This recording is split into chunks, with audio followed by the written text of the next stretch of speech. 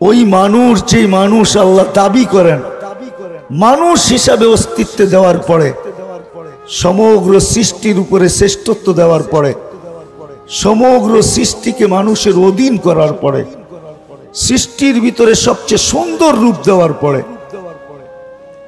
দুনিয়া আখিরাত যাদের কদমে দেওয়ার পরে আল্লাহ যাদের ব্যাপারে ঘোষণা দেন যে মানুষ তোর মতো আমি কাউকে ভালোবাসি না, এত ভালোবাসা দেওয়ার পরে, এত মায়া মমতা দেওয়ার পরে, নাইলে রূপগঞ্জের মানুষ রূপগঞ্জের জমিনটাও ডেলি শতবার আল্লাহকে বলে আল্লাহ অনুমতি দেন না আমি রূপগঞ্জবাসীকে একটু খেলা দেখাই। কসম খোদার আমি হাদিস দিব। আল্লাহ জিজ্ঞেস করে কেন? 24 ঘন্টা নাফরমানি করে, 24 ঘন্টা। নাফরমানির একটা সীমা আছে, 24 ঘন্টা। রূপগঞ্জ খুঁজলেও পাওয়া যাবে। বহুত মানুষ টেলিভিশন দেখতে দেখতে ঘুমায়া যায়, সকালে উঠা জিহ্বায় কামড় দেয় যে হায় ঘুমায়া গেলাম, সারা রাত্র তো টেলিভিশন খোলা ছিল। না পাওয়া যাবে না, মনে হয় বুঝাইতে পারি না পাওয়া যাবে না। রূপগঞ্জে পাওয়া যাবে। সারা রাত্র যুবক নেটের ভিতরে আজে বাজে জিনিস দেখতে দেখতে দেখতে খোলা মোবাইল বুকে রেখা ঘুমায়া যায়। না পাওয়া যাবে না। রূপগঞ্জে পাওয়া যাবে।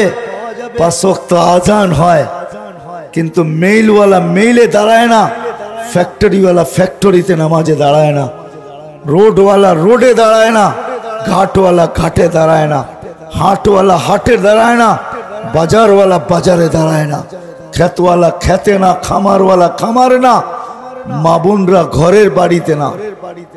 আজান হয়, কিন্তু কয়জন তার ক্ষেত্রে আজান শুনতে দেরি, দৌড়ায়া উজু করে আল্লাহু আকবার বলতে দেরি করে না? এরকম কয়জন পাওয়া যাবে? যদিও ওলামা বলবে মসজিদে আসেন, কিন্তু আমি বলতেছি মসজিদে আসা দরকার নাই, যে যেই জায়গায় আছে ওই জায়গায় দাঁড়ায়া যায়। যদি এটা না হইতো তাইলে খেতে নামাজ পড়ার ফজিলত কোনোদিন আসতো না। আছে না নাই? পাহাড়ের চূড়ায় নামাজ পড়ার ফজিলত আছে না নাই? কেন ওকে মসজিদে আসতে কেন বললো না? পাহাড়ের চূড়ায় দাঁড়ানোর ফজিলত কেন হাদিসে আসলো? খেতে দাঁড়ানোর ফজিলত কেন আসলো? রোডে দাঁড়ানোর ফজিলত কেন আসলো? বুঝা গেল যে যেইখানে আছে। হয়তো কর্মস্থল থেকে দূরে আসলে বাধার শিকার হইতে পারে, ছুটি নাও মিলতে পারে, কর্মে ব্যাঘাত ঘটতে পারে, সময়ও বেশি লাগতে পারে, বিড়ম্বনাও হইতে পারে। শরীয়ত সহজ কঠিন না, ইসলাম সহজ কঠিন না, আল্লাহর বান্দা হওয়া সহজ কঠিন না। হয়তো আপনি আমার কথা দিয়ে ভাবতেছেন যে আল্লাহর বান্দা হওয়া বুঝি কঠিন না। কোনো কঠিন না। কঠিন যদি হইতো তাইলে আজকে যে রাত্র আসতেছে 7.5 ঘন্টা আল্লাহ মানুষকে ডাকতেন না। 7.5 ঘন্টা ডাকবে। কত টানা? 7.5 ঘন্টা, 6 ঘন্টা 45 মিনিট, আরো একটু বেশি হবে, 6 ঘন্টা 50 মিনিট আল্লাহ টানা মানুষকে ডাকতেছেন। বাংলার মানুষকে ডাকবেন, যুবককে ডাকবেন, নারীকে ডাকবেন, পুরুষকে ডাকবেন, মহিলাকে ডাকবেন, বৃদ্ধকে ডাকবেন, সুস্থকে ডাকবেন, অসুস্থকে ডাকবেন, প্রত্যেকটা ব্যক্তিকে ডাকবেন। আয়। কেন ডাকেন? কি জন্য ডাকেন? আয় আয়। হাত উঠা, উঠাইতে দেরি, তওবা বলতে দেরি, মাফ শব্দটা উচ্চারণ করতে দেরি। আমি আল্লাহ মাফ করতে দেরি করব না। নাইলে আল্লাহ গুনার পরিধি বলতেন না, কতটুকু গুনাহ মাফ করবে। আল্লাহ বলছে তোর গুনাহ সৌরজগতের পরিধি না, শুধু সৌরজগতের পরিধি ভরার পরেও যদি আকাশ ভেদ করে উপরে উঠতে থাকে, তারপরও আমি আল্লাহ মাফ করব, তাকায়া দেখবো না তুই গুনাহ কত করছিস, কত গুনাহ করছিস আমি তাকায়া দেখবো না। ভালোবাসা কতটুকু, কতটুকু ভালোবাসেন। দ্বিতীয় হাদিস ভাবলে বোঝা যায় কতটুকু ভালোবাসেন। যুবক তো বুঝলো না আল্লাহ ওকে কতটুকু ভালোবাসে। যুবক তো বুঝলো না যে আল্লাহ ওকে কোন মেডেল দিতে চান।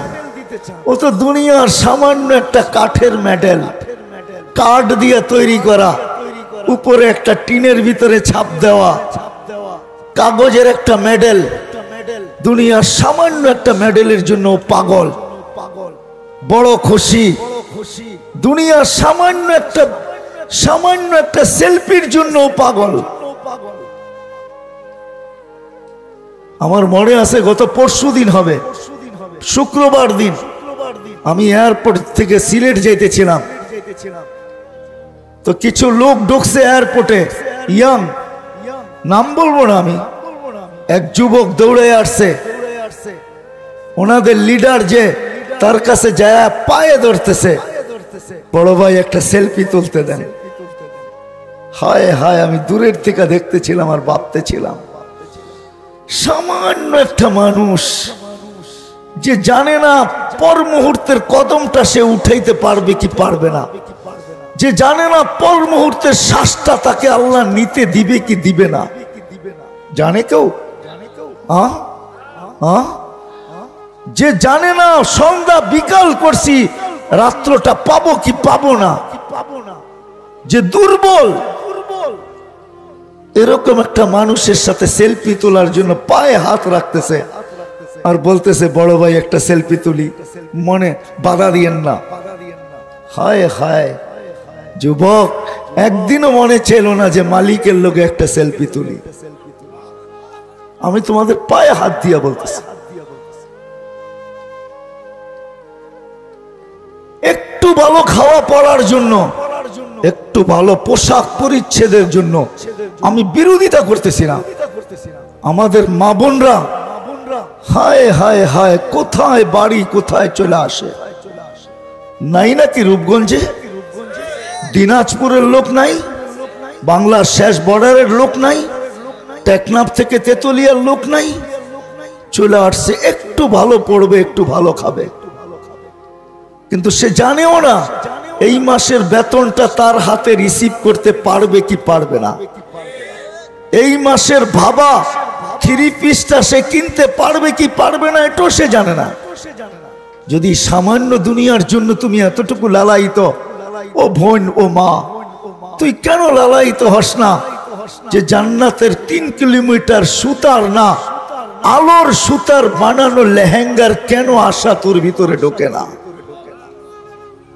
3 কিলোমিটার ঘেরের লেহেঙ্গা যে প্রতিদিন চেঞ্জ করবে, প্রতিদিন না প্রতি মুহূর্ত ইচ্ছা করলে অলংকার চেঞ্জ করতে পারবে, সোনার অলংকার যেটা পিওর সোনার হবে, পুরাটাই সোনা, অথবা ইচ্ছা করলে ওটার ভিতরে সে পাথরও লাগাইতে পারে, পাথর সমৃদ্ধ হতে পারে। কিন্তু দুনিয়ার এই অকেজো পাথর না। আল্লাহর রাসূল বলছে একটা পাথর আকাশের মিডলে রাখতে দেরি, সারাটা জগৎ আলোকিত হতে দেরি হবে না, এমন পাথর সেটিং। কেন মা বোনদের দিলের ভিতরে এই আশা জাগে না যে আমি এই গয়না চাই না ওইখানের গয়না চাই, এখানের অলংকার চাই না ওইখানের অলংকার চাই, এইখানের ব্র্যান্ডের কাপড় চাই না ওইখানের কাপড় চাই? কেন মা বোনদের দিকে জাগে না? কেন যুবকের দিলে জাগে না যে আমি অমুকের সাথে সেলফি তুলতে চাই, অমুকের সাথে তমুকের সাথে? তুমি কেন আল্লাহর সাথে সেলফি তুলতে চাও না? হয়তো ওলামা বলবে কি বলেন, পাগল হয়ে গেছেন, আল্লাহর সাথে সেলফি তোলা যায়? আল্লাহর সাথে সেলফি তোলা যায় না? দুনিয়াতে দেখা যাবে না কিন্তু তোলা যাবে, নাইলে এই হাদিস কোনোদিন আসতো না। যুবক যখন কুদরতি পায়ে মাথা রাখে সেজদায় যায়, তো আল্লাহ ফেরেশতাকে ডাইকা বলে উনদুর ইলা হাদা শাব, দেখ যুবক কি করে, যদিও দুনিয়ার কেউ তুলতে পারে নাই, কিন্তু ফেরেশতারা তুলে নিছে। দেখ কি করে। তো ফেরেশতারা বলে জাআলা আজলাহু ওয়া মাজালাহু লিআজলিক, সবকিছু বিসর্জন দিয়ে আপনার কুদরতি পায়ে মাথা রেখা দিছে। তো আল্লাহ বলে হাদা আবদি হাক্কা, দেখা রাখ, লেখা রাখ, সুরক্ষিত রাখে আমার পারফেক্ট বান্দা। এর চেহারা দেখা রাখ, ছবি তুইলা রাখ, এ আমার পারফেক্ট বান্দা। ইন্নী উবাহি বিহিল মালাইকা, আমি একে নিয়ে তোমাদের উপরে গৌরব করি। যুবক, এটাই বড় সেলফি, এটাই বড় সেলফি। এর চেয়ে বড় কোনো সেলফি নাই, এর চেয়ে বড় কোনো সেলফি নাই। যদি ভাবো তো নাই, আর যদি ভাবো যে 60-70 বছর কে দেখছে কবরে কি হবে, কে দেখছে আখেরাতে কি আছে, যদি এটা ভাবো তাহলে তোমার সাথে যুক্তি তর্কে যাইতে আমি রাজি না। বরং এটাও বলবো তুমি অপেক্ষা করো, আমি অপেক্ষা করি।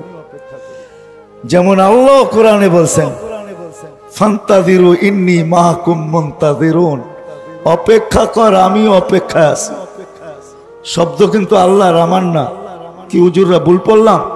ফান্তাযিরু ইন্নী মাআকুম মুনতাযিরুন, আল্লাহ বলতেছে অপেক্ষা কর, আমি অপেক্ষায় আছি, তুইও অপেক্ষা কর। মালিক আপনি কি অপেক্ষা করেন? মালিক বলে আমি অপেক্ষা করি তুই সীমা রেখায় পা দিবি, তো দিবি কবে? সীমা রেখায় কবে পা দিবি? যেদিন সীমা রেখায় পা দিবি ওই দিনের অপেক্ষায় আমি আছি। তারপরে কি ঘটবে ওটার জন্য তুই অপেক্ষা কর। তোকে দেখাই ঘটাবো, যা ঘটাবো তোর চোখের সামনে ঘটবে। নাইলে কোরআন এই কথা কোনোদিন বলতো না, রব্বানা ইন্নানা আবসারনা ফারজি'না আমাল সালিহা ইন্না লামুকিনুন। তখন যুবকও বলবে, নারীও বলবে, আমার শিক্ষিত সমাজও বলবে, টাকাওয়ালা বলবে, পয়সাওয়ালা বলবে, সম্পত্তিওয়ালা বলবে, হাটওয়ালা বলবে, বাজারওয়ালা বলবে, মেইলওয়ালা বলবে, ফ্যাক্টরিওয়ালা বলবে, প্রত্যেক ব্যক্তি বলবে, চিৎকার দিয়া বলবে রব্বানা ইন্নানা আবসারনা, আল্লাহ চোখে দেখা ফেলছি, ফারজি'না আমাল সালিহা, ফিরত পাঠাও, আর কোনোদিন ভুল হবে না। ইন্না লামুকিনুন, আল্লাহ দিলের ভিতরে ছাপ লাইগা গেছে। ছাপ বোঝেন? ছাপ, আরে বোঝেন? হ্যাঁ, দিলের ভিতরে ছাপ লাইগা গেছে, ছাপ, আর কোনোদিন ভুল হবে না। আল্লাহ বলবে কাল্লা, আর সম্ভব না। তোর কানে ধ্বনি দিছিলাম, তুইও অপেক্ষা কর, আমরা অপেক্ষায় আছি। পচা গেছো জাগা মতে, হবে না। এই জন্য মানুষের মতো মানুষ হিসাবে জন্ম নিলে অস্তিত্ব নিলে চলবে না, জন্ম নিলে চলবে না। মানুষ হিসাবে আল্লাহর কাছে ফিরতে হবে, এটা আল্লাহর দাবি। কিন্তু অস্তিত্ব দিছেন এক বিশেষ পদ্ধতির মাধ্যমে। খোদার কসম যুবক, যদি ওই পদ্ধতিতে তোমার অস্তিত্ব না হইতো, আর ওই পূর্ণতা আল্লাহ তোমাকে মার পেটের ভিতরে না দিত, তাইলে আছে আমাদের সমাজও প্রতিবন্ধী আছে, তাইলে তোমাকেও প্রতিবন্ধীর মতো খোড়াইতে হইতো, তোমাকেও প্রতিবন্ধীর মতো লাঠি নিয়ে হাতড়াইতে হইতো, টোকায় টোকায় চলতে হইতো। বিধায় এক বিশেষ পদ্ধতির মাধ্যমে অস্তিত্ব দিছেন। আজকে যদি মানুষের মতো মানুষ হতে চাই, যেই মানুষ আল্লাহ দাবি, ওই মানুষ যদি হইতে চাই, তাহলে কসম খোদার শুধু দাড়ি টুপি জুব্বা পাগড়ি রাখলে হবে না, আমাদেরকে এক বিশেষ পদ্ধতিতে যেতে হবে। ওই পদ্ধতির জন্যই 1.25 লক্ষ লোককে আল্লাহ নির্বাচিত করছিলেন, যারা সব আল্লাহর পক্ষ থেকে সিলেক্টেড ছিলেন। ওলামাদেরকে হাদিস জিজ্ঞাসা করেন, আল্লাহর রসুলের সাহাবা এরা সিলেক্টেড ব্যক্তি, আল্লাহ নিজের মাহবুবের সোহবতের জন্য, মডেল বানানোর জন্য আল্লাহ এদেরকে নিজে সিলেক্ট করছেন। এরা ইলেকশনে পাশ করে নাই, সিলেকশনে পাশ করছেন। সিলেকশন কোন নির্বাচন কমিশনের মাধ্যমে হয় নাই, স্বয়ং রব্বে কায়নাত করছেন, রব্বে কায়নাত। নবীর সোহবতের জন্য, কিয়ামতের সকাল পর্যন্ত মডেল বানানোর জন্য। শুধু মডেল না, মডেল বানায় ছেড়া দেন নাই, একটা দুইটা মেডেল দেন নাই। প্রত্যেক সাহাবীকে আল্লাহ 1500 মেডেল দিয়েছেন, 1500 মেডেল। কোরআনে 1500 আয়াত আছে সাহাবাদের শানে, 1500 আয়াত। ওলামা আয়াত বলবে, আমি মেডেল বলি। 1500 মেডেল আল্লাহ সাহাবায়ে কেরামকে দিয়েছেন। সর্বশেষ মেডেল যেটা দিয়েছেন সেটা আল্লাহ বলছেন, বন্ধু উম্মতকে বইলা দেন, মডেলদেরকে বইলা দেন, কুল্লুন ওয়াদাল্লাহুল হুসনা, বইলা দেন আপনার প্রত্যেক সাহাবীর সাথে আমার জান্নাতের ওয়াদা। কুল্লুন ওয়াদাল্লাহুল হুসনা। সাহাবীও চিৎকার দিছে, আল্লাহ রাসূলও ভাবছেন শুধু 1.25 লক্ষ কিয়ামত পর্যন্ত কি হবে। মনে হয় ওই ভাবনার থেকে কোরআনের এই আয়াত আসছে, আস-সাবিকুনাল আউয়ালুন মিনাল মুহাজিরিন ওয়াল আনসার ওয়াল্লাযীনা ইত্তাবাউহুম বিইহসান রাদিয়াল্লাহু আনহুম ওয়া রাদু আন। ওই ভাবনার থেকে মনে হয় কোরআনের এই আয়াত আসছে যে বন্ধু ঘাবড়ায়েন না। সাহাবাদেরকে বলছে, তোমরা আমার মডেল, তোমরা চিন্তিত হও না, কিয়ামতের সকাল পর্যন্ত নির্দিষ্ট একটা সময় পর্যন্ত আমি মডেল বানানোর আর মেডেল দেওয়ার ব্যবস্থা আমি রাখবো, কিন্তু শর্ত হলো তোমাদের পায়ে যে পা রাখবে, তোমাদের পদচিহ্ন যে অনুসরণ অনুকরণ করবে। নারী করবে তো নারীদের সাথে, পুরুষ করবে তো পুরুষের সাথে, যুবক করবে তো যুবকের সাথে, বাচ্চা করবে তো বাচ্চার সাথে। যে এদের পদ অনুসরণ করবে, যে এদের পিছে চলবে, তারপরে আল্লাহ রাসূল চিৎকার দিয়া বলছে, আসহাবিকান নুজুম বিআইহিম ইক্তাদাইতুম ইক্তাদাইতুম। আমার সাহাবারা মডেল, যার অনুসরণ করবে, এরা যেইখানে যাবে তুমি ওইখানেই যাবে, এরা যেইখানে যাবে তুমি ওইখানেই যাবে। কথা শেষ জায়গায় চলে আসছি। যদি আসলে নিজেকে না মানুষ হিসাবে, অস্তিত্ব তো নিলাম মানুষ হিসাবে, যদি মানুষ হিসাবে আল্লাহর কাছে উপস্থাপন করতে চাই, তাইলে ওই পদ্ধতিতে আমাদেরকে ফিরতে হবে, আসতে হবে, ওই পদ্ধতিতে আসতে হবে, ওই পদ্ধতিতে ফিরতে হবে, ওই সিস্টেমে আসতে হবে, ওই সিস্টেমে ফিরতে হবে।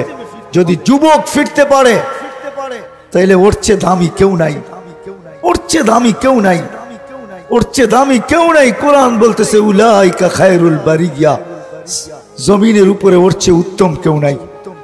যদি জমিন ছেড়েও দেয় তো জান্নাতুল ফিরদাউসে নুজুলা, ওই সুপার গ্যালারিতে আল্লাহ নামাবে, সুপার ডিলাক্স গ্যালারিতে আল্লাহ নামাবে, যেটা যুবকের জন্য তৈরি, সুপার ডিলাক্স গ্যালারি, ওইখানে নামাবে। হাদিস যেটার ইঙ্গিত দিচ্ছেন, ইয়াজিল্লুহুল্লাহু তাহতা জিল্লি, আল্লাহ নিজের ছায়ার নিচে যুবককে রাখবেন, নিজের ছায়ার নিচে। আমি যদি এই ওলামা যদি অনুমতি দেয় তো আমি বলতে পারি, হায় হায় ওই যুবককে আল্লাহ তার কুদরতি চাদরের নিচে রাখবে, চাদরের নিচে। ছায়া বলতে আমি চাদর বললাম, আল্লাহরও কুদরতি চাদর আছে। মা যেরকম সন্তানকে আঁচলের নিচে লুকায়, কসম খোদার যুবক, তোকে আল্লাহ তার কুদরতি চাদরের নিচে রাখবে, চাদরের নিচে, চাদরের নিচে রাখবে, কুদরতি চাদরের নিচে রাখবে। মা বোনও যদি তৈরি করতে পারে তাহলে আল্লাহ হইতে পারে ওই মা বোনও বানাবে। আল্লাহ রসুল দেখবে, আল্লাহ রসুলের আগে কিছু মহিলা জান্নাতে যাইতেছে, তো আল্লাহ রসুল জিজ্ঞাসা করবে, তোমরা কারা, আমার আগে জান্নাত?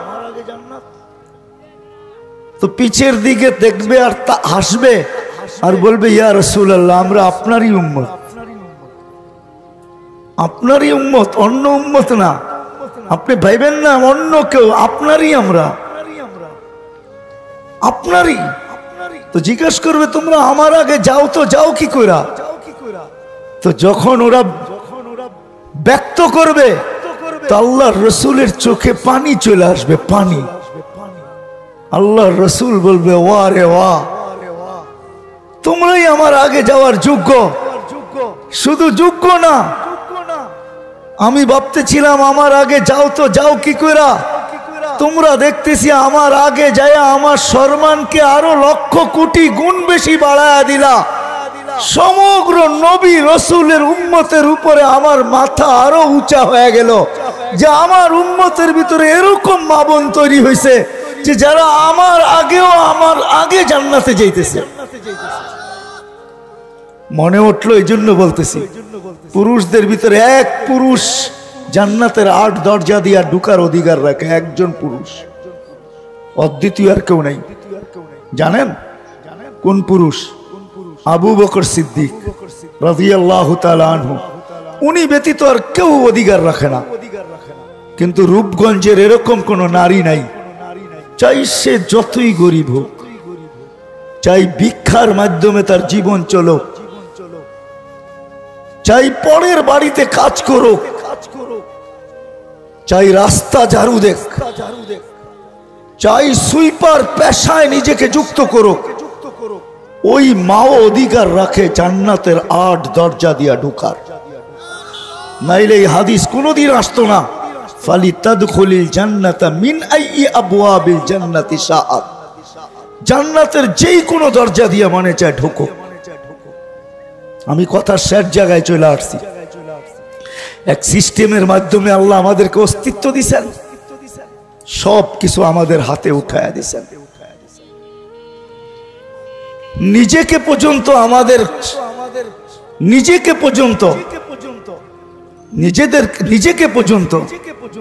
আমাদেরকে দেওয়ার জন্য প্রস্তুত আছেন। নাইলে এই হাদিস কোনোদিন আসতো না, কোনোদিন আসতো না। কুল্লি কামা উরিদ আকুল্লাকা কামা তুরিদ। আল্লাহ বলে তুই যেমন চাবি আমি এমন হব। এই হাদিস কোনোদিন আসতো না। আনা ইনদা যান্নি আবদি বি। কি বুঝাইতে চাইতেছে আল্লাহ? কি বুঝাইতে চাইতেছে? বান্দার ধারণা অনুযায়ী আমি মানি। আল্লাহ বুঝাইতে চাইতেছে তুই যেমন চাবি আমি এমন করব। হায় হায় হায়, আল্লাহর জন্য উদাহরণ দেওয়া যায় না, নাহলে উদাহরণ দিয়া বুঝাইতাম। উদাহরণ দিয়া বুঝাইতাম, উদাহরণ দিয়া বুঝাইতাম। আল্লাহ পর্যন্ত আমাদের হইতে চাইতেছেন যে আমিও তোমার, নাইলে এই হাদিস কোনোদিন আসতো না। ইন্না লিল্লাহি ইবাদ লাউ আকসামা লা আবাররাহুল্লাহ। আল্লাহ বলে কিছু বান্দা আছে আমার, কসম খাইতে দেরি, হওয়ার বিষয় না, না হওয়ার বিষয় এটা আমার কাছে বিষয় না। বান্দা চাইতে দেরি, আমি করতে দেরি করি না। আমি একটা উদাহরণ জ্যান্ত দিয়া শেষ করব। আমাদের একজন আল্লাহওয়ালা ছিলেন, আমাদের কি বলে পূর্বপুরুষদের ভিতরে একজন, শাহ ইসমাইল শহীদ রহমতুল্লাহ আলাই। শাহ ইসমাইল শহীদ রহমতুল্লাহ আলাই, ওনার কবর 2 জায়গায়। কয় জায়গায়? একজনের কবর 2 জায়গায় হয় কি করে? ওনার মাথা এক জায়গায়, শরীর এক জায়গায়। নদীর এই পারে হইলো মাথা, শরীর হইলো ওই পারে। যারা মাথা পাইছেন ওনারা মাথা দেন নাই, মাথা দাফন করে দিছেন। আর যারা শরীর পাইছে ওরা শরীর দেন নাই। ওরা বলছে না, শরীর তোমাদেরকে দেওয়া যাবে না, শরীরের বরকত আমরা রাখবো, মাথার বরকত তোমরা রাখো। কাহিনী ঘটছে এইভাবে, যখন বালাকোটের যুদ্ধ হইতেছিল শিখদের বিরুদ্ধে, তো শাহ ইসমাইল শহীদ রহমতুল্লাহ আলাইহি শিখ সেনাপতিকে বলছিলেন যে আল্লাহর কসম তোকে আমি হত্যা করব। কিন্তু কসম খাওয়ার পরে উনি নিজে সেনাপতি তলোয়ার এরকম চালাইছেন যে কল্লা শরীর থেকে মাথা আলাদা হয়ে গেছে, শুধু শরীরটা পিছে দৌড়াইছে। নদী পার হইছে, তাকে পিছে দাওয়া করতে করতে করতে তাকে হত্যা করে ওইখানে পড়ে গেছে। বিদায় কবর 2 জায়গায় হয়ে গেছে। আল্লাহর ওয়াদা সত্য হইছে, ইন্না লিল্লাহি ইবাদ লাউ আকসামা লা আবাররাহুল্লাহ। আল্লাহ বলেন কিছু বান্দা আছে আমার এরকম, আমি ওর পক্ষে এরকম, আমি ওর সাথে এরকম, আমি ওর সঙ্গে এরকম, আমি ওর কথায় এরকম যে ও যা চায় তাই করি, না হওয়ার হলেও করি।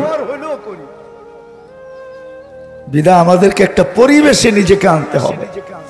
আমার মনে হয় ইত্তেহাদুল উলামা রূপগঞ্জ এই জন্যই অস্তিত্বে আসছেন, যে রূপগঞ্জের মানুষকে এরা একটা পরিবেশে আনতে চায়, যেই পরিবেশে আসার দ্বারা, যেই সান্নিধ্যে আসার দ্বারা, যদিও অনেকের বয়স কম, আবার অনেকের বয়স বেশি, কিন্তু ওরা বড়দেরকে ডাইকা ডাইকা ওদের ওনাদের মনের ভাব, আমি এতক্ষণ ছিলাম বিদায় আমি এদের মনের ব্যথা বুঝা বলতেছি, যার কারণে আমার কথার ধরন আজকে ভিন্ন হয়ে গেছে।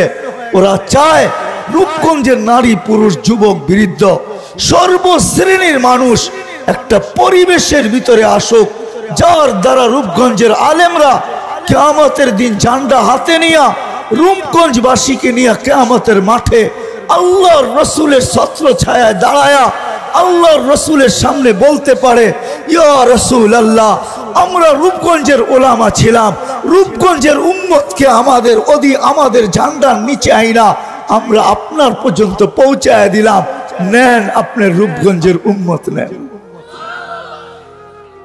এই কথা যেন বলতে পারে, এই জন্যই ওরা চাইতেছে, রূপগঞ্জের ইত্তেহাদুল উলামা চাইতেছে যে একটা পরিবেশ এখানে তৈরি করুক, যেই পরিবেশের মাধ্যমে অস্তিত্ব যদিও মানুষ হিসাবে নিলাম, যেন পারফেক্ট মানুষ হিসাবে আল্লাহর দাবি পূরণ হয়, আর আমি মানুষ হিসাবে আল্লাহর কাছে যাইতে পারি, মানুষ হিসাবে আল্লাহর কাছে যাইতে পারি।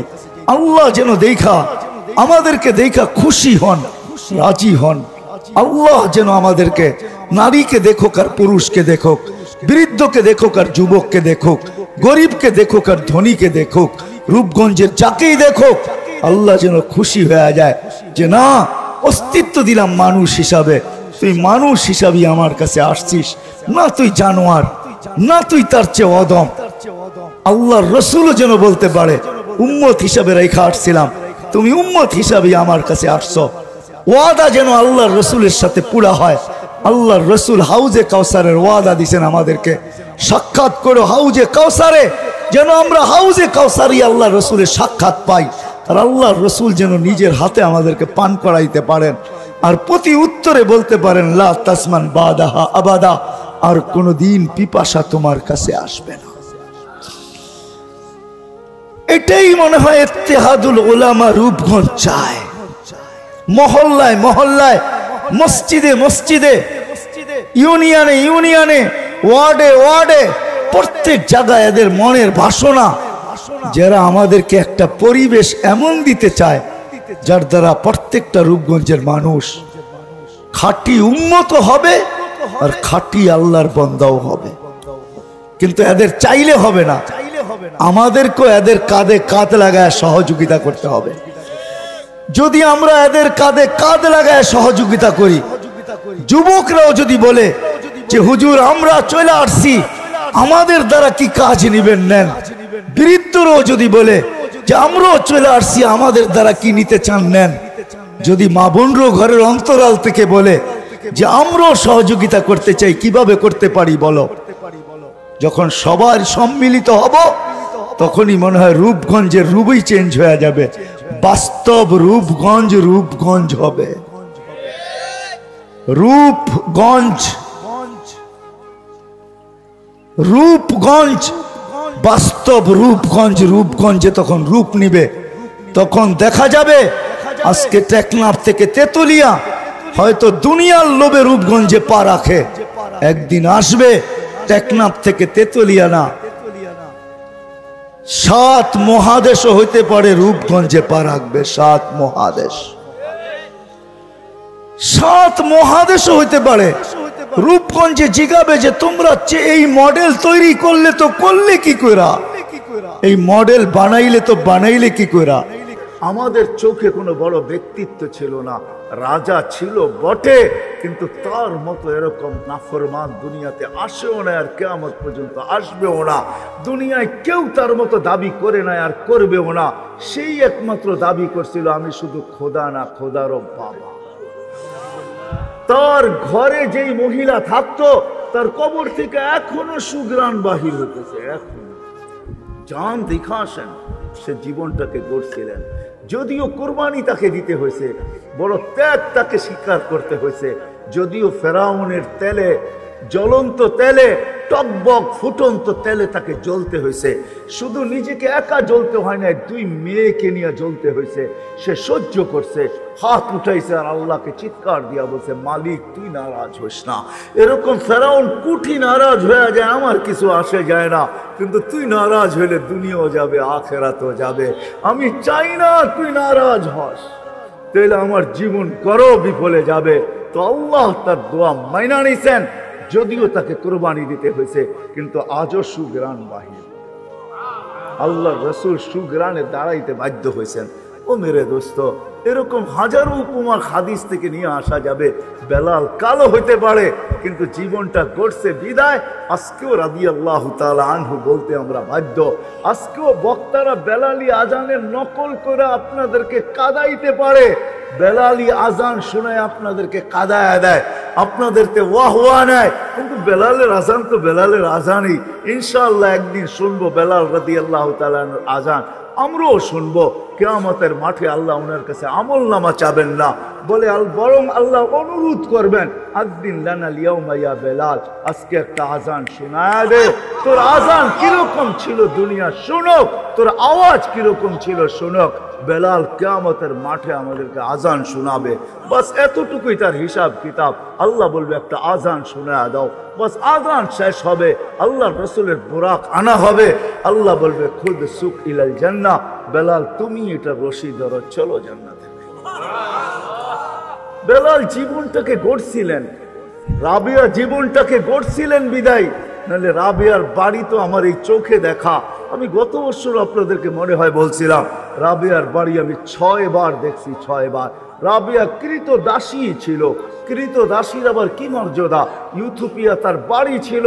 আজকেও সার্চ দেন না, যুবকদেরকে বলতেছি নেটে সার্চ দিয়া দেখো, ইথিওপিয়ার মানুষগুলোকে দেখলে কেমন দেখা যায়। এক তো রং নাই, কালো রং তো নাই নাই, সাথে সাথে ঢংও নাই। কোনো ঢং দিয়ে আল্লাহ তাদেরকে তৈরি করেন নাই। আফ্রিকার ইথিওপিয়ার মানুষগুলা, রাবিও ওইখানেরই ছিল, কৃত দাসী ছিল, কালো ছিল। 33 বছর বয়সে দুনিয়ার থেকে চলে গেছে, যাওয়ার আগেই সে বিধবা হয়ে গেছে। আজকেও 2500 বুক স্টলে চলে যান, কোনো ইসলামিক বইয়ের দোকান থাকলে চলে যান, আর জিজ্ঞাসা করেন রাবিয়ার একটা জীবনী আমাকে দাও। যদিও সে বলবে রাবিয়া বসরিয়া, রাবিয়া বসরান না, আসলে ইথিওপিয়া। সে তো ওইখানে বিক্রি হয়েছিল, ওইখানে তার জীবন কাটছে, এই জন্য বসরা নামে সে পরিচিত। আসলে তার বাড়ি বসরা না, আসলে তার বাড়ি হলো ইথিওপিয়া। ওই রাবিয়ার নামের বই কোনো ভাষায় এরকম নাই যে না লেখা হয়েছে, রাবিয়ার জীবনী না লেখা হয়েছে। আমাদের বাংলা ভাষায়ও আছে, যান আপনাদের এখানে, যান 2500-এ কোনো ইসলামিক দোকান থাকলে ওইখানে আপনি রাবেয়ার জীবনী পাবেন। এই গ্রামও 2-4টা ঘরে পাওয়া যাবে, মা বোনরা উঠে নিয়ে আসে রাবেয়ার জীবনী পড়ার জন্য। হায় হায়, রাবেয়া তো কোনো উচ্চাঙ্গের মহিলা ছিল না, কোনো আপডেট মহিলা ছিল না, কোনো শিক্ষিত মহিলা ছিল না, কোনো আমাদের মতো এরকম উচ্চমানের ঘরের মহিলা ছিল না, কি তো দাসী ছিল, কিন্তু জীবনটা গড়ছিলেন। বিদায় আমরা চলবো সবাই, সবাই আমরা যাত্রী। আসেন, লম্বা আর করার ইচ্ছা আমার নাই, সবাই আমরা যাত্রী, যাত্রা আমাদের চলমান। যেই কোনো মুহূর্তে এটার পরিসমাপ্তি করতে পারে। আল্লাহ জানায় দেন নাই কাউকে, মেশিন তো তৈরি হয়েছে, আমাকে আমেরিকা চিনাইতে হবে না। আমি তো গত মাসে 23 তারিখে আসছি আমেরিকা থেকে, আমাকে দুনিয়ার উন্নত বিশ্ব চিনাইতে হবে না। আমি তো চষতে চষতে কসম খোদার আমার জুতা শেষ, দাড়ি পাকায় ফেলছি, এখন আর প্লেনে উঠতে মনে চায় না। বডির ভিতরে এখন আর ওই ফিটনেস নাই, কেননা যারা প্লেনে চাকরি করে ওদেরকে বৎসরে 2 বার ফিটনেস চেক করতে হয়, বডি ফিটনেস বলে এটাকে।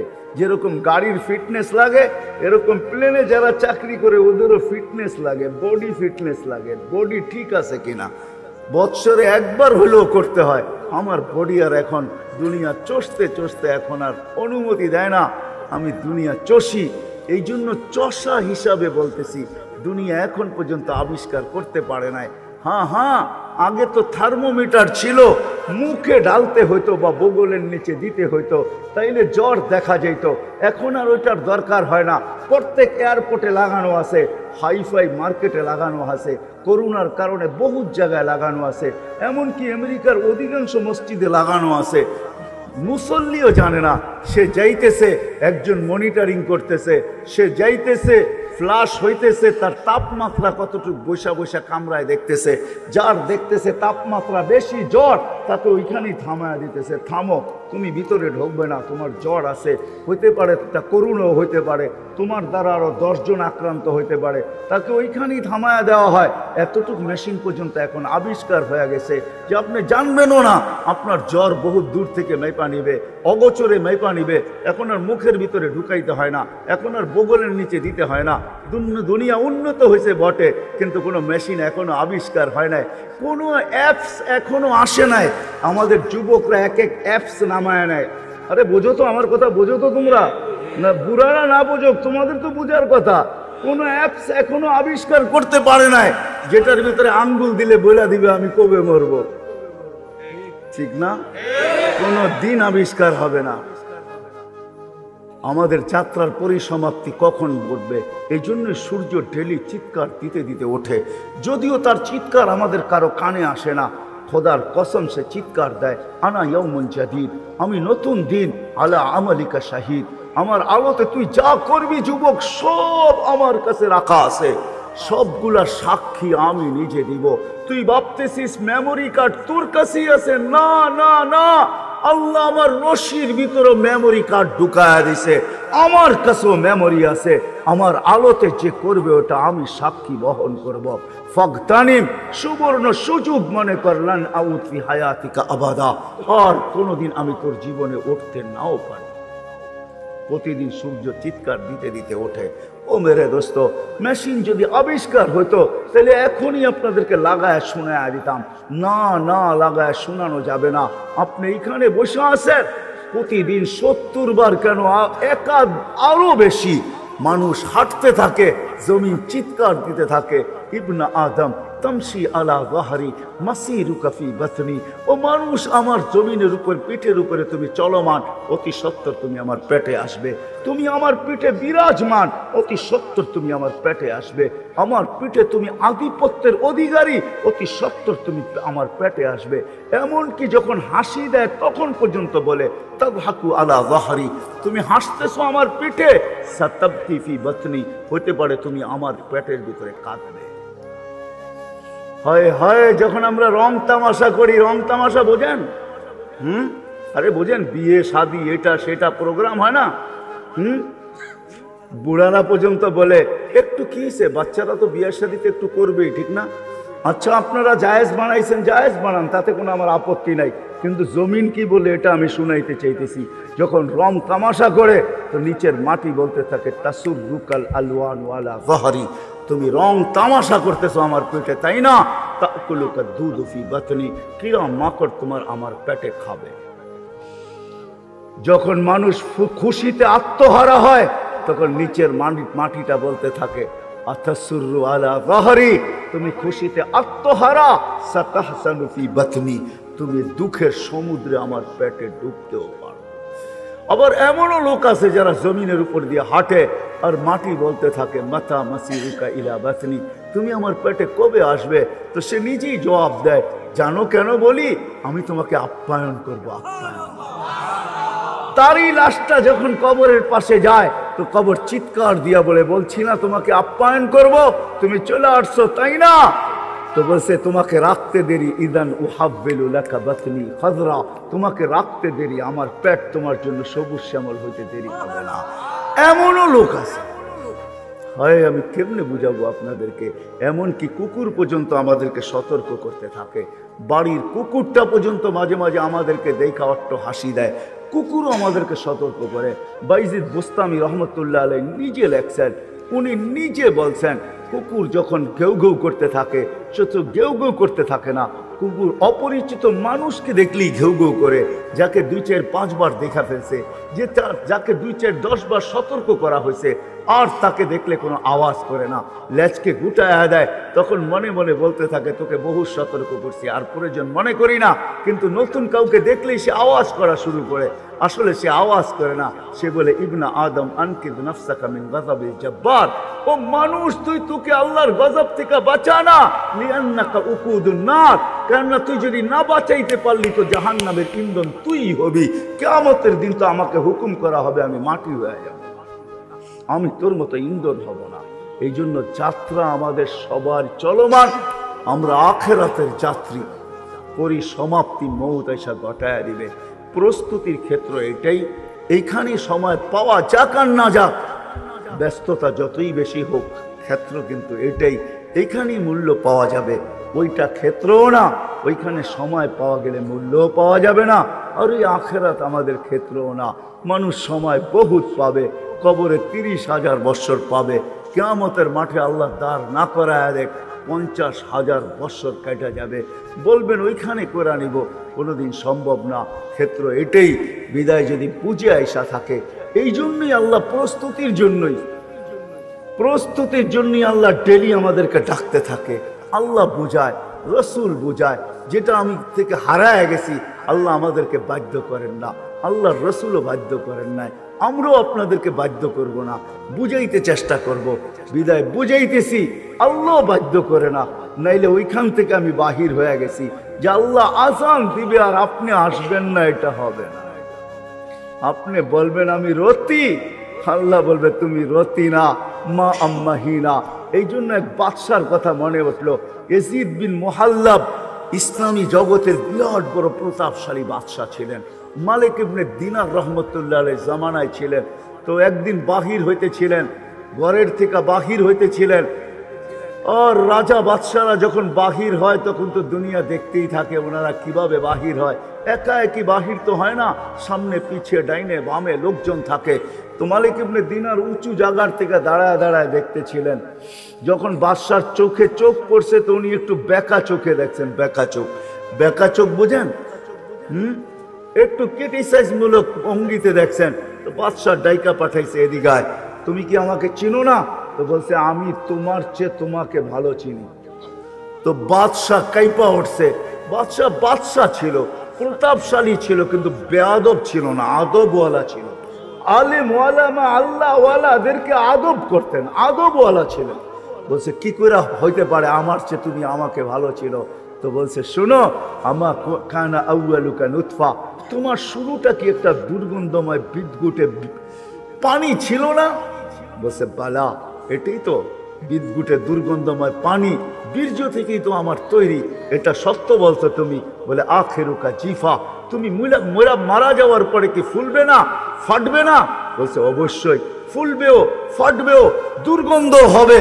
বলছে অবাইনাহুমা তাহমিলু কাযিরা, মধ্যখানে তুমি একটা পেশাব পায়খানার টুকরি। আর কি টুকরি চিনেন? হ্যাঁ, আরে টুকরি চিনেন? কি বলে আপনাদের এখানে? বড়টা ওরা এটার ভিতরে কি? এটার ভিতরে কি? পেশাব আর পায়খানা। আর কি মধ্যখানে একটা, এটা পেশাব পায়খানার তুমি একটা পাত্র। আর কি? বাদশাহ চিল্লান দিয়া বলতেছে আরাফতানি হাক্কা, তুই আমাকে চিনছ? চামচগুলো একটু আমাকে চিনে নাই, চামচগুলো একটু চিনে নাই, যেটি আমার চতুর্দিকে করে চামচ, সেটি একটাও চিনে নাই, তুমি আমাকে চিনছ। বাস্তবিক এটাই সত্য, চলে যেতে হবে। বিদায় আসেন, প্রস্তুতি নেই, সময় বড় দামি, যদিও যাই ঝামেলা অনেক, সময় যদিও শর্ট কিন্তু দামি। এই জন্য আল্লাহ বাধ্য করতে চান না, আল্লাহ বুঝাইতে চান যে প্রস্তুতি নেওয়া যাবে। শোনায় দিছেন, দেখায় দিছি, একটা না দুটা না হাজারও দেখান যাবে, শ্রেণী ব্যাধ হিসাবে দেখানো যাবে। আপনি কি ভাবেন প্রস্তুতি নিছিল আব্দুর রহমান ইবনে আউফ? আপনার আমি কয় টাকার মালিক? ডলার উঁচা দেখি আপনি অনেক দামি। ও মেরে দোস্ত, কয় টাকার? আব্দুর রহমান ইবনে আউফ আশারায় মুবাশশারার একজন। যখন দুনিয়ার থেকে বিদায় নেয় তখন ক্যাশ টাকা ছিল 48-47 লক্ষ কোটি টাকা। সোনা রূপার টাকা ছিল 47 লক্ষ কোটি। যান যান ইতিহাস পড়ে দেখেন, 47 লক্ষ কোটি ছিল। কয়েক মিলিয়ন দাম বর্তমানে এক একটা ঘোড়ার, কয়েক মিলিয়ন দাম এক একটা ঘোড়ার। আপনার আমার টাকা না, দেড়হাম দাম, দেড়হাম।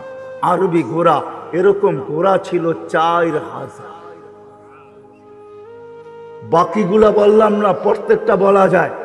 উনিও প্রস্তুতি নিছেন তো দুনিয়াতে থাকতেই আশারায় মুবাশশারার একজন, টপ 10-এর ভিতরে একজন। উনি টপ 10, 10 জনের ভিতরে একজন আব্দুর রহমান ইবনে আউফ রাদিয়াল্লাহু তাআলা আনহু, যার মৃত্যু সময় সম্পদের ওর চেয়ে বেশি সম্পদ। আপনাদের বাংলাদেশের ন্যাশনাল বাজেট হয়েছে এবার মাত্র 6 লক্ষ কোটি টাকা। বাঙ্গারিগুলা বাদ দিলাম, আব্দুর রহমান ইবনে আউফ রাদিয়াল্লাহু তাআলা আনহুর বাঙ্গারিগুলা আছে, ওগুলো আমি বললাম না। 6 লক্ষ কোটি টাকা আমাদের ন্যাশনাল বাজেট হয়েছে। আব্দুর রহমান ইবনে আউফের রাদিয়াল্লাহু তাআলা আনহুর মৃত্যু লগ্নে ছেলে সন্তানের জন্য রাইখা গেছেন 47 লক্ষ কোটি টাকা। উনিও প্রস্তুতি নিয়ে আশারায় মুবাশশারা হয়েছেন। আপনি ভাববেন আমি টাকার বোঝায় আশারায় আমি আমাকে করতে পারতেছি না। আমাদের কাছে তো কিছু হইলেই আমরা বলি মরার সময় নাই, আমি সময় দিব তো কোত্থেকে দিব, ঠিক না? হ্যাঁ, না না, আসেন পায়ে পড়ি আপনাদের। চলে যেতে হবে, চলে যেতে হবে, বিদায় প্রস্তুতি নিয়ে যেতে হবে। নারীকে, পুরুষকে, যুবককে, বৃদ্ধকে যে প্রস্তুতি নিয়ে যাবে সে আল্লাহর কাছে, আল্লাহর কাছে, আল্লাহর কাছে মূল্যায়িত হবে। কেমন মূল্যায়িত? আল্লাহ তাকে সালাম দিবে। আল্লাহ সালাম কওলাম মির রব্বির রহিম। আল্লাহর সালাম সৃষ্টির সালামের মতো হবে না। আল্লাহ তো ওই কার্ড গলায় পড়ায় দিবে। কিছু কার্ড আছে, কিছু ক্ষেত্র আছে, কিছু জায়গা আছে, ওটা গলায় ঝুলাইয়া যাইতে হয়। ওই গলায় ঝুলাইয়া গেলেই মূল্য পায়, গলায় না ঝুলাইয়া গেলে মূল্য পায় না। আল্লাহ ওই সালামের কার্ড গলায় পড়ায় দিবে, যেইখানে যাবেন ওইখানেই সালাম পাইতে থাকবেন, দিতে থাকবে। সালামের মালা আল্লাহ পড়ায় দিবে।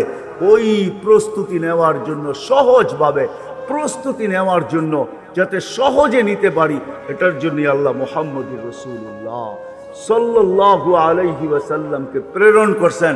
আল্লাহ রসুল ক্ষেত্র বিশেষ, শ্রেণী বিশেষ, স্থান বিশেষ, জায়গা বিশেষ, প্রত্যেক ব্যক্তি বিশেষ, প্রত্যেক ব্যক্তিকে প্রস্তুতির রাস্তা দেখাইছেন। ওই যেটাকে নবীওয়ালা আল্লাহর রসুলের জীবন বলে, যেটার উপরে আল্লাহ গ্যারান্টি দিতেছেন, লাকাদ কানা লাকুম ফি রাসূলিল্লাহি উসওয়াতুন হাসানা। ওই আদর্শ দিছেন, ওই ক্যারিয়ার দিছেন, ওই জীবন দিছেন, ওই লাইফ স্টাইল দিছেন। আজকে তো দুনিয়া বলে লাইফ স্টাইল চেঞ্জ করো, উন্নত করো, তাইলে তুমি সুখী হবে। আমাকে দেখাইতে হবে না। রাগ হয় না, রাগ হয় না। আমার এখানে হাজারো কান্নাও লুকানো আছে, হাজারো হাসিও লুকানো আছে। এই বছর আমি কানতে কানতে কোনো এক পর্বে আমেরিকাতে কানতে আমি বাধ্য হয়েছি। আমার চোখে পানি আসছে, পানি আসছে। আমার এখানে কান্নাও আছে, হাসিও আছে। আমাকে কোনো জিনিস দিয়ে বুঝাইতে চেষ্টা করেন না। আমি তো চোখে দেখতে দেখতে দেখতে দেখতে দেখতে দেখতে আমার চোখের আলো কইমা আসতেছে। এই জন্য বুঝাইতে চাইতেছি আপনাদেরকে, মেরে দোস্ত, মেরে দোস্ত, এটাই সত্য। লাইফ স্টাইল চেঞ্জ করলেই, উন্নতি হলেই আমরা সুখী হব এমন না।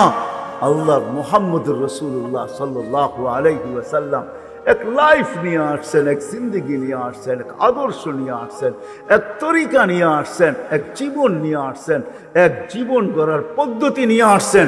এটা যে গ্রহণ করবে সে দুনিয়া তো সুখী হবে, আখেরাতে সুখী হবে। এটা বয়ান দিয়ে বোঝানো যাবে না। এটা তো শিখতে হবে, শিখতে হবে। এটা শিখতে হবে, যুবককেও শিখতে হবে, বৃদ্ধকেও শিখতে হবে, নারীকেও শিখতে হবে, পুরুষকেও শিখতে হবে। যে শিখবে তার জীবন সুখের হবে, তার প্রস্তুতি কমপ্লিট হবে। মৌত আসবে, প্রস্তুতি কমপ্লিট হয়ে যাবে, এইখান থেকে যাবে তো ফেরেশতারা কার্ড অফ অনার দিতে দিতে নিবে, সঙ্গ দিতে দিতে নিবে। কোরআন বলতেছে নাহনু আউলিয়া উকুম ফিল হায়াতিদ দুনিয়া ওয়াল আখিরা। কোরআন বলে আমি তোমাদেরকে সঙ্গ দিতে দিতে, ফেরেশতারা বলে আমরা সঙ্গ দিতে দিতে তোমাকে নিব, জান্নাতের গেট পর্যন্ত তোমাদেরকে পৌঁছাবো। জান্নাতের দরজা পর্যন্ত তোমাদেরকে পৌঁছায় দিব, জান্নাতের ফেরেশতাদের হাতে উঠায় দিব। ওরা আবার তোমাকে রিসিভ করবে, তো গার্ড অফ অনার দিয়ে রিসিভ করবে। ওরাও বলবে সালামুন তিবতুম ফাদখুলুহা খালিদিন, ওরা সুন্দর জীবন বানায় আসছো। এই জন্য মেরে দোস্ত কথা শেষ, শিখেন আল্লাহ রসুলের জিন্দিগি শিখেন। বাংলাদেশের জন্য সহজ এটা, দুনিয়ার আদার কোনো দেশের জন্য এত সহজ না। মক্কা, মদিনা, বাইতুল মুকাদ্দাস ভিন্ন কথা, এই তিন ক্ষেত্র ছাড়া দুনিয়ার কোনো জায়গায় এতটুকু সহজ নাই, এতটুকু সহজ না, এতটুকু আসান না। আমি তো বলি ওই তিন জায়গার পরে দুনিয়ার কোনো মাটি যদি আল্লাহর কাছে সবচেয়ে প্রিয় হয়, আমার মনে হয় সেটা বাংলাদেশের মাটি। আমার কাছে প্রমাণ আছে, আমি আপনাকে প্রমাণ দিতে পারবো বাংলাদেশের মাটি মনে হয় সবচেয়ে বেশি প্রিয়, বাংলাদেশের মানুষ মনে হয় আল্লাহর কাছে সবচেয়ে বেশি প্রিয়। নাইলে আল্লাহ রসুল এই উক্তি কেন করবেন যে বাংলাদেশের মানুষ সরল সহজ, বাংলাদেশের মানুষ সাদা সিধা? তাইলে বাংলাদেশের এই অবস্থা কেন হবে? কোনো গ্রাম নাই যেখানে মাদ্রাসা না আছে, কোনো গ্রাম নাই যেখানে মক্তব না আছে, কোনো গ্রাম নাই যেখানে হজ্জখানা না আছে, কোনো গ্রাম নাই যেখানে দুই চারটা মসজিদ না আছে, কোনো গ্রাম নাই যেখানে দুই চার পাঁচজন হক্কানি আলেম না আছে। বাংলাদেশের কোনো ক্ষেত্র নাই যেখানে ওলামায়ে কেরাম হক্কানি আলেম না আছে। কদমে কদমে পাওয়া যায়, দুনিয়া তো শত শত মাইল ঘুরলে একজন পাওয়া যায় না। আপনাদের এইখানেও মনে হয় গত বছর আমি বলছি যে 700 কিলোমিটার দূর থেকে আসছে ছোট্ট একটা মাসলা জিজ্ঞাসা করার জন্য। মাসলা আমি ওকে বইলা দিছি বটে, কিন্তু আগে বলছিলাম ওকে তোর পাও দুইটা দে, মনে চাই আমি একটা চুমা দিই।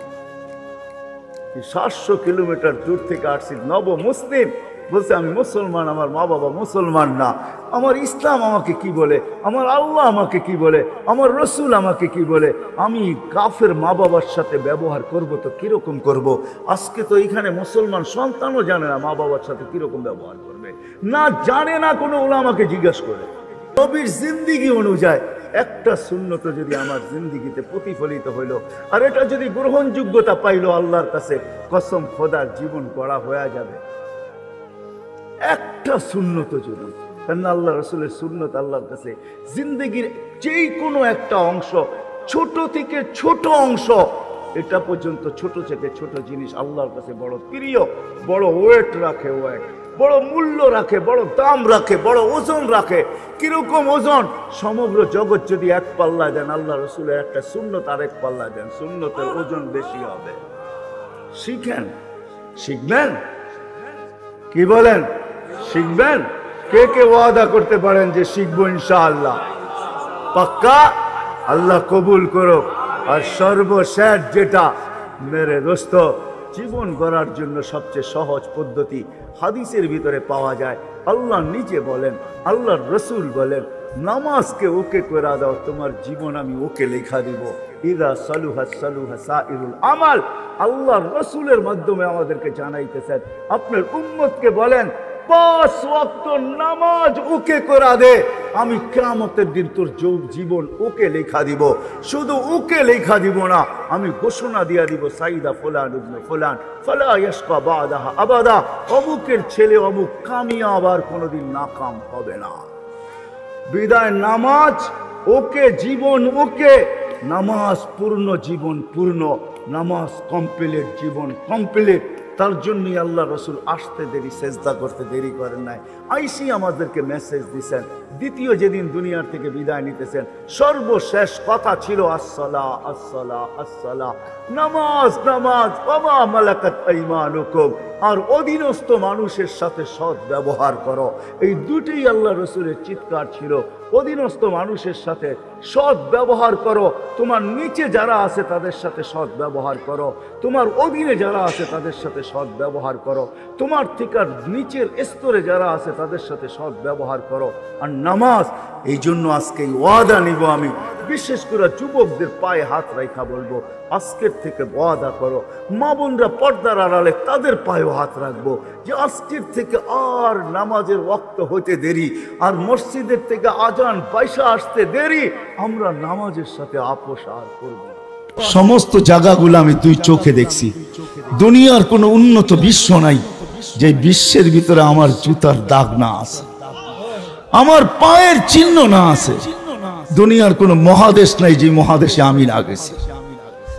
বৎসরে 2-1 বার এরকম ঘটে যে সকালে এক মহাদেশে খাই, দুপুরে আরেক মহাদেশে, রাত্রে আরেক মহাদেশে, কমসে কম 3 মহাদেশে তো 3 বেলা খাওয়া হয়, বৎসরের ভিতরে 2 একবার এরকমই ঘটে যে সকালের খাওয়া এশিয়ায়, দুপুরের খাওয়া ইউরোপে, রাত্রের খাওয়া আমেরিকায়। 3 মহাদেশে তো সচরাচর বৎসরে 2 একবার হয় আমার। এই জন্য আমার দেখা দুনিয়া আমি তোমাদের পায়ে এই জন্য ধরি। আসো, লম্বা করব না।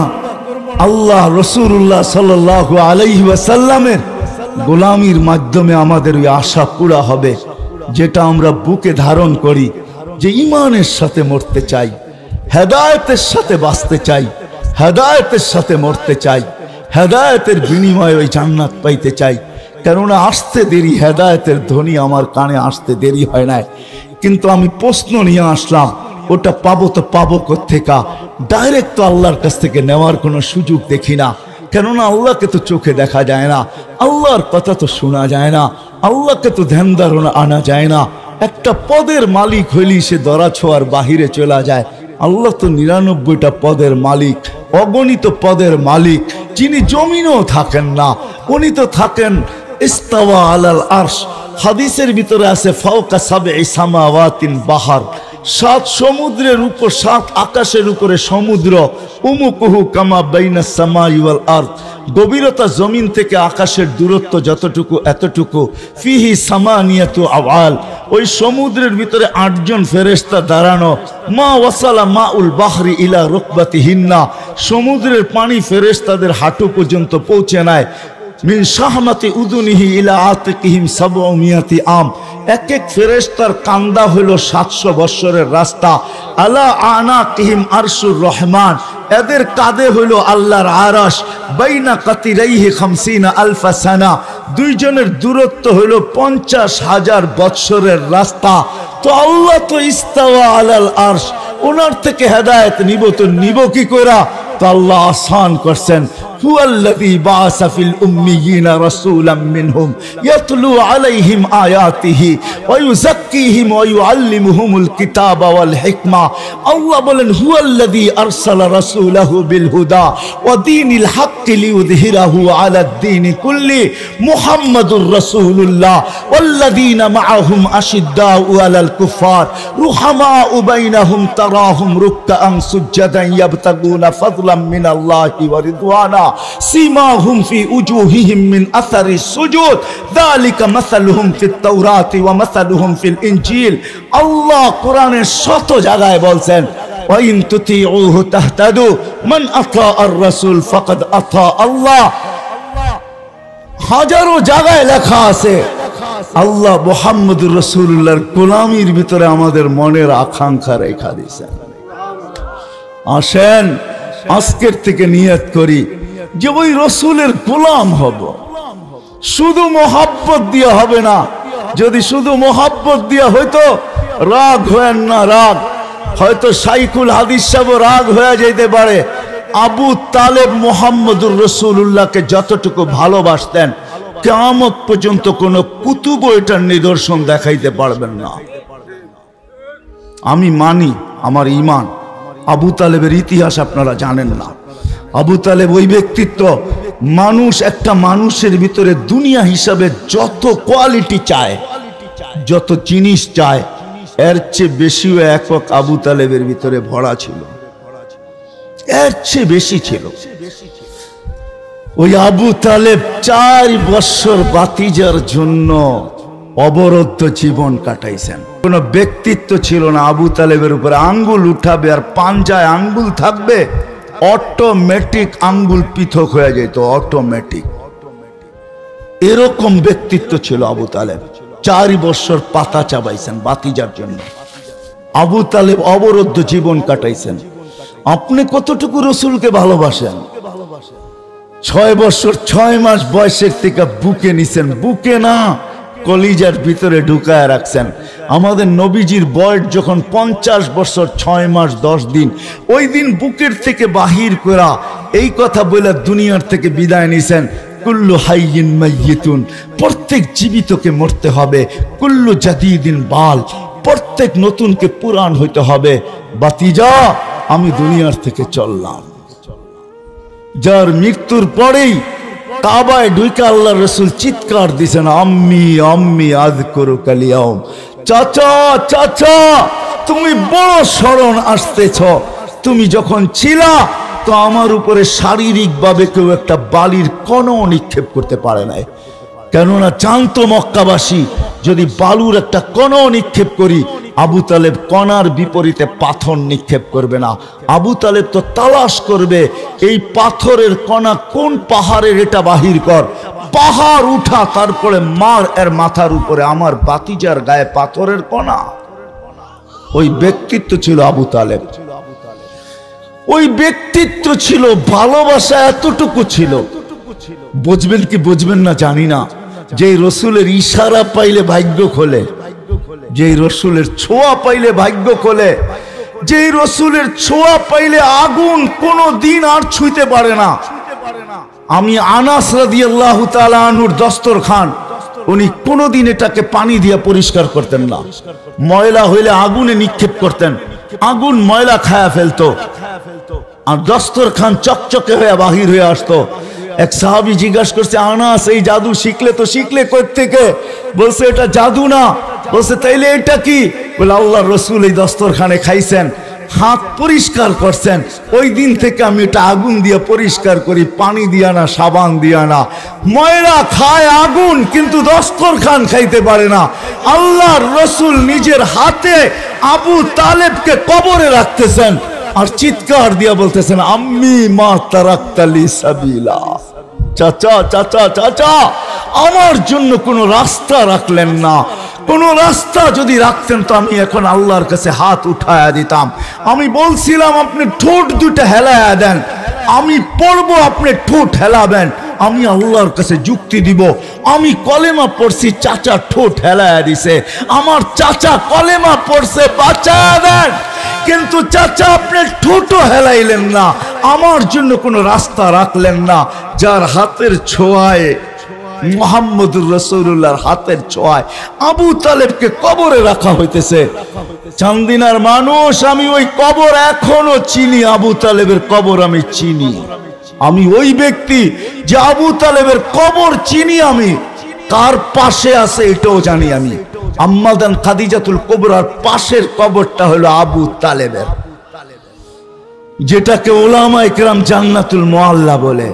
আসেন, সময় আমার হাতেও কম, বেলাও দুপুর, উপর থেকে গরম পড়তেছে, নাইলে আপনাদেরকে আমি শুনাইতাম যে আল্লাহ কার দুয়ারে রাখছেন। হায় হায়, চলেন একটা দুইটা শুনাই দিই। চান্দিনা আবার আসি না না আসি কে জানে।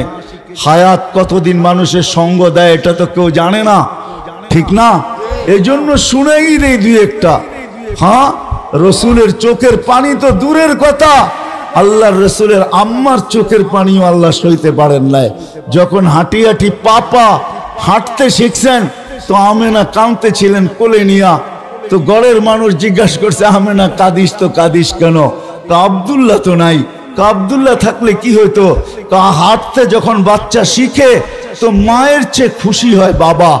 বাবা আঙ্গুল ধরে হাঁটানোর গতি বাড়ায়, এদিক নিয়ে যায় ওদিক নিয়ে যায়, রোডে ছেড়া দিয়ে একটু হাঁটায়, ওইখানে ছেড়া দিয়ে একটু হাঁটায়, দুনিয়াকে দেখায় আমার কলিজার টুকরা হাঁটতে শিখতেছে। 2 দিন পরে দৌড়াইতে শিখবে, 2 দিন পরে আমার কাঁধে কাঁধ লাগাবে, 2 দিন পরে আমার সঙ্গে আমার পক্ষ হয়ে লাঠি ধরবে। আব্দুল্লাহ তো নাই, কে হাঁটাবে? তো আল্লাহ চলে আয়েশা বলতেছে, আমেনা কাঁদিস না, তোর কান্না সইতে পারি না, কাঁদিস না আমেনা। সন্তান তোর হইতে পারে, আব্দুল্লাহর হইতে পারে, বন্ধু কিন্তু আমার। আব্দুল্লাহ হাঁটাইলে আর কোথায় হাঁটাবে? মক্কার অলিয়ার গলি, দূরে নিয়ে গেলে নানার বাড়ি, মদিনা মুনাব্বারায়। একটু সবর কর আমেনা, গুরার সময় আসতে দেরি, আমি রব আসতে দেরি হবে না। মেরাজ এটাকেই বলে, হুয়াল্লাযী আসরা বিআবদিহি লাইলাম মিনাল মাসজিদিল হারাম। আল্লাহ আমেনার চোখের দিলকে শীতল করার জন্য আল্লাহ চলে আসছেন, ওয়াদা পুরা করার জন্য।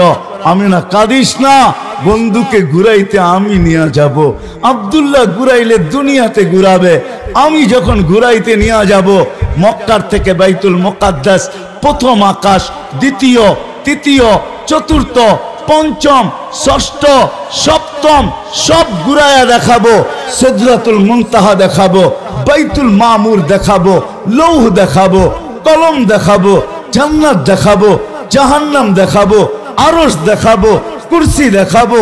শুধু এইটাই না, সব যখন দেখা হয়ে যাবে আমার পাশে বয়া আমাকেও দেখাবো, তারপরে তোরটা তোর কোলে পাঠায় দিব। এটার নামই মেরাজ, এটার নামই কি? মেরাজ। ওই মুহাম্মদুর রাসূলুল্লাহ। শুধু মহব্বত করলে হবে না, চান্দিনার মানুষ মহব্বতের সাথে সাথে যদি চাই যে ঈমান নিয়ে মরব, যদি চাই হেদায়েত নিয়ে মরব, যদি চাই ওই বিনিময়ে পাইতে চাই যে জান্নাত, যেটা শান্তির জায়গা, যেটা শান্তির জায়গা, ওই জান্নাত যদি পাইতে চাই, যেখানে মন চাহি জীবন হবে, মা তাস্তাহি আনফুসুকুম ওয়া তালুযু আ'য়ুনুকুম ফালা তা'লামু নাফসুম মা উখফিয়া লাহুম মিন কুররাতি আ'য়ুনিন জাযাআম বিমা কানু ইয়ামালুন। ওই জান্নাত যদি পাইতে চাই তাহলে আজকে ওই মুহাম্মদুর রাসূলুল্লাহর গোলাম হইতে হবে, যিনি কোনো ক্ষেত্রে আমাদেরকে ভোলেন নাই, কোনো সুযোগ হাতছাড়া হইতে দেন নাই, সব আমাদের পক্ষে লাগায়া দিয়েছেন। চান্দিনার মানুষ দুটাই ক্ষেত্র বলতেছি, যিনি দুনিয়ার থেকে যখন বিদায় নিতেছেন, নিজের 9টা ঘরে খাবার মতো কিছু ছিল না, খাবার তো দূরের কথা, বাতি জ্বালানোর মতো তেল ছিল না।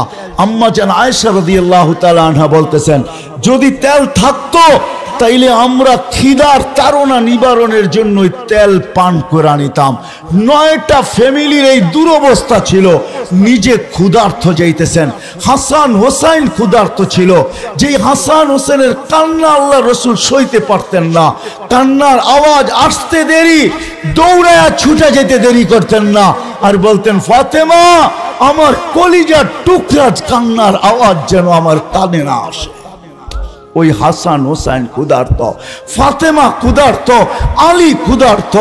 নিজে দুনিয়াতে বিদায় নেওয়ার পরে এদের কি হবে এটা নিয়ে ভাবনা ছিল না। চান্দিনার মানুষ চোখে পানি ছিল তো আপনার আমার জন্য ছিল।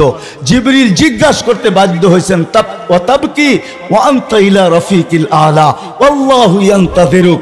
আপনি এখনো কাঁদেন, আপনি তো আল্লাহর কাছে যাবেন, আল্লাহ আপনার অপেক্ষায় অপেক্ষমান। উর্দু জগতে খুশির বন্যা বইতেছে, আপনি আসবেন বইলা এখনো কাঁদেন।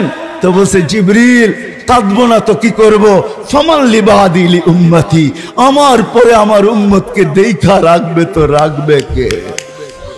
লানত আমাদের জিন্দেগির উপরে। চান্দিনার যুবক আমাদের জীবনে লানত।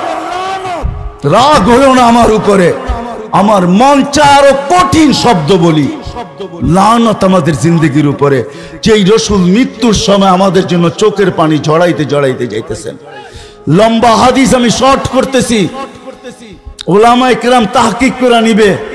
দ্বিতীয় নফকার আগে আল্লাহ 4 জনকে পয়দা করবেন। কয়জনকে? জিবরিল, মিকাইল, ইসরাফিল, মালাকুল মউত। কেননা দ্বিতীয় নফকা তো ইসরাফিলই ফু দিবে, ঠিক না? উনি তো মারা গেছে, এখন কে ফু দিবে? আল্লাহ ওনাকে পয়দা করবেন 4 জনকে।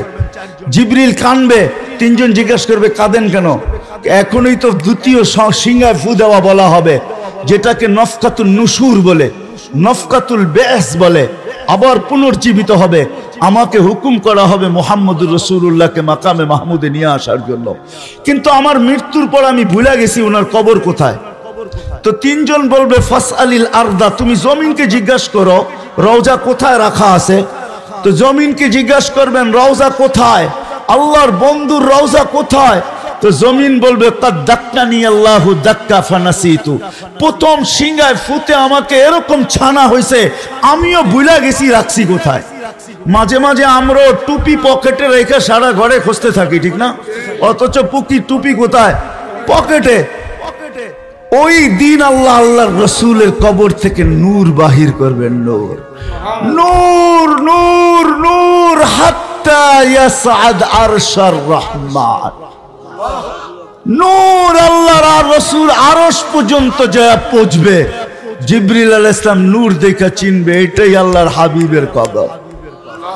আসবে, পর মারবে, হুকুম হবে নিয়ে আসো, পর মারবে আর বলবে কুম ইয়া হাবিবার রহমান ইতি মাকামুল মাহমুদ, উঠেন মাকামে মাহমুদে চলেন। কিন্তু আল্লাহর রাসূল উঠবে ওয়া হুয়া ইয়াবকি। চান্দিনার যুবক উঠবে তোর জন্য আমার জন্য কাঁদতে কাঁদতে উঠবে। ওয়া হুয়া ইয়াকুল ইয়াবকি ওয়া ইয়াকুল, এবং বলবে জিবরিল আইনা উম্মতি, তুমি একা কেন আসছো, আমার উম্মত কেন রিসিপশনে আসে নাই? আমার উম্মত কোথায়? আমার উম্মত কোথায়? কেন আসে নাই? আমার উম্মত কোথায়? তো জিবরিল বলবে বিইজ্জাতিল্লাহি ওয়া জালালি, আল্লাহর ইজ্জত আর জালালের কসম, মা শাক্কাল আরদা আহাদুন ইল্লা আনতা, আপনি ব্যতীত রোয়ে জমিনে কেউ ওঠেই নাই, প্রথম আপনাকে উঠানো হয়েছে, কেননা আপনি কিয়ামতের বাদশা। উম্মত ওঠে নাই। আল্লাহর রাসূল আগেও জিজ্ঞেস করবে আওয়াসালা শাফিরি জাহান্নাম, আমার উম্মত কি পুলসিরাতের পাড়ে চলে গেছে? হায় হায় হায় হায়, যে কিয়ামতের মাঠে চোখে পানি নিয়ে উঠবে। কার জন্য? যুবক তোমার জন্য কাঁদতে কাঁদতে উঠবে, আমার জন্য কাঁদতে কাঁদতে উঠবে। যে কিয়ামতের মাঠে ছুটতে থাকবে, ওই মাঠ, যেই মাঠ হায় হায় হায় তুবাদ্দিলুল আরদা গায়রাল আরদ, যেটাকে জমিন উল্টায় দেওয়া হবে, তার নিচে আগুন জ্বালায় দেওয়া হবে, যে আগুনের তাপ আল্লাহর রাসূল বলছেন লাউ উলকিয়া জিবালাত দুনিয়া লাযাবা, দুনিয়ার কঠিন পাথরের পাহাড়গুলা নিক্ষেপ করতে দেরি, মোমের মতো গলতে দেরি হবে না। জমিনের নিচে এরকম উত্তপ্ত আগুন হবে, সূর্যকে 1.5 কিলোমিটার মাথার উপরে নিয়ে আসা হবে। ওই ময়দানে আল্লাহর রাসূল মাকামে মাহমুদে বসা থাকবে না, আল্লাহ বসাইতে চাবে, যুবক তোর জন্য আমার জন্য বসবে না আল্লাহর রাসূল। আল্লাহ বলবে বসেন না কেন? বলে বসলে আমার উম্মতের জন্য ছুটবে কে? উম্মতের জন্য 3 জায়গায় ছুটবে। হাউজে কাউসারের কাছে যাবে, পিপাসিত উম্মতকে ডাকবে, ও যুবক তোমাকেও ডাকবে, বলবে শাবাব ইশরাব লা তাজমান বাদাহা আবাদা, ঠোঁটে লাগায়া পান করায় দিবে, আর বলবে যুবক পান কর, পিপাসা আর কোনোদিন তোর কাছে আসবে না। কেমন দৃশ্য হবে! মুহাম্মদুর রাসূলুল্লাহ নিজে পান করায় দিবে, আবার পুলসিরাতে দৌড়াবে, আমলনামা না ঝুঁকবে তো ওইখানে হাত উঠায়া দিবে, আর বলবে আমা কুলতালি সাউফা ইউতিকা রাব্বুকা ফাতারদা, আপনি কি বলেন না আমাকে রাজি করে ছাড়বেন? আমার উম্মতের পাল্লা সামনে ঝুঁকে না, আমি রাজি হব তো হব কি করে? আল্লাহ পাল্লা সামনে ঝুঁকায়া দিবেন, আবার পুলসিরাতে ছুটবে।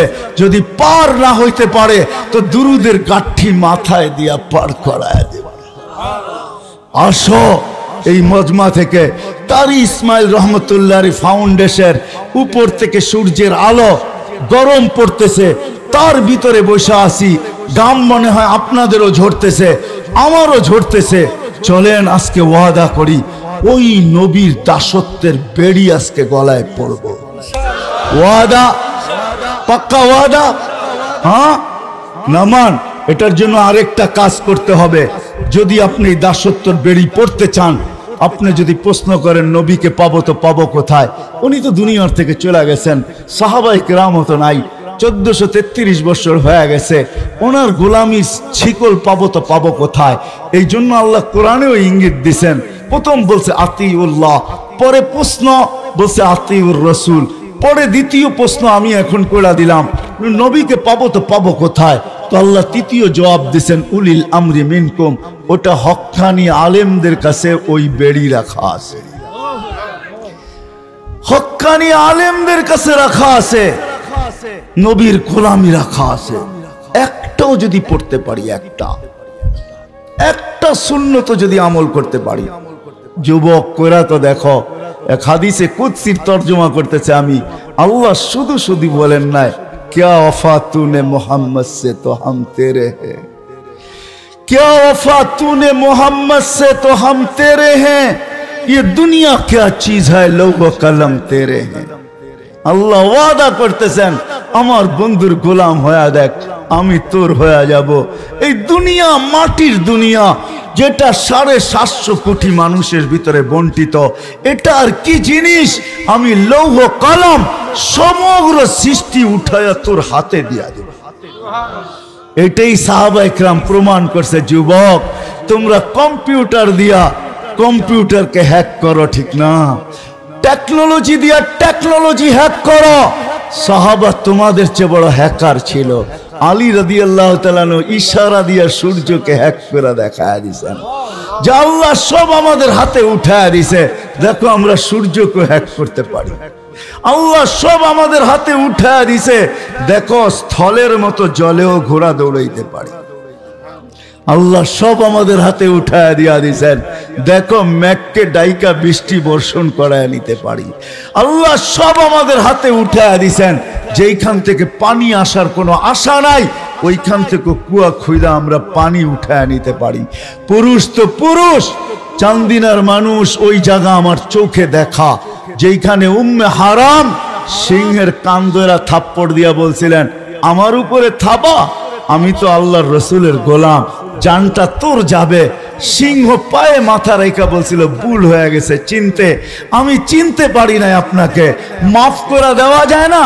বলছে এত তাড়াতাড়ি? আমি সমুদ্রের ভিতরে ডুবে গেছিলাম, সাথীরা কোথায় চলে গেছে জানি না, জঙ্গলে আমি উঠে আসছি, এই জঙ্গলে লোকালয় কোথায় আমি জানি না, আগে আমাকে লোকালয়ে পৌঁছা, তারপরে ভাববো তোকে মাফ করব কি করব না।